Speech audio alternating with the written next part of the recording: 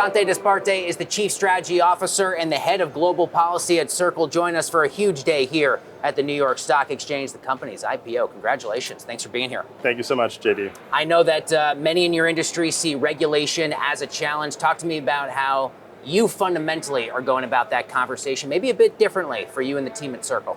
Well, for us, look, it's always been a feature, not a bug.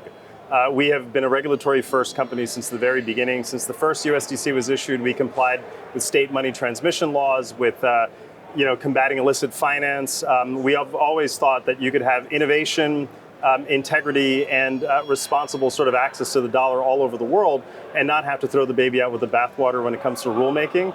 So we're very proud to not only make this accomplishment possible today, but to see progress all over the world in terms of regulating this activity. Yeah, I think regulation, transparency, this idea of compliance, especially now as a publicly traded company, Dante, now it's a much different conversation for the company, but you still have always stood on the shoulders of this long-running reputation. How has Circle been able to go about earning that reputation? Well, there's no doubt. The IPO today is the attainment of a long-standing objective for us as a company. We have always aspired to be a public firm, in part because it would enhance trust, transparency, and accountability for what we've been doing with USDC, one of our core products, a digital dollar used by people all over the world. So we think this milestone today merely enhances the core trust in USDC as a product, but it also helps to unlock and accelerate the broader part of our vision, which is to raise global economic prosperity through the frictionless exchange of value. You're not going to do that if stablecoins are a part of fringe finance or living in the shadows. And so we think today's milestone just really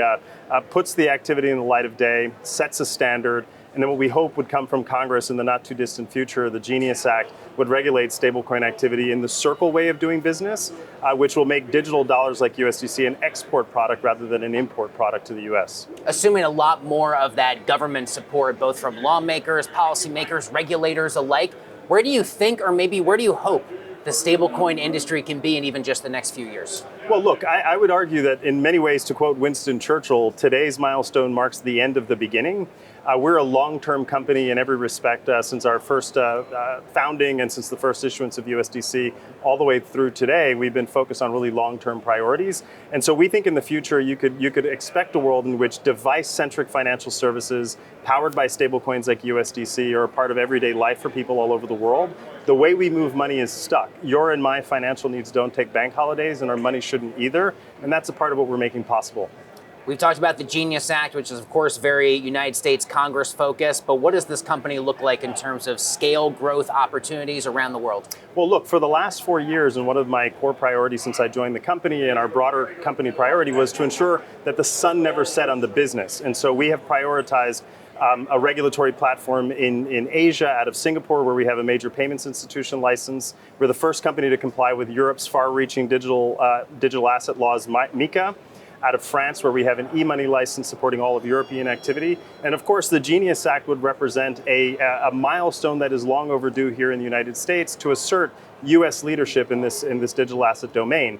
And one thing we're really pushing for is that all of these rules that come into force around the world are harmonized rather than fragmented, because that preserves the core feature of this type of financial activity. Dante Disparte, congratulations on a huge day for you and the team at Circle. Thanks a lot for taking a few minutes to sit down with us. Thank you so much, JD.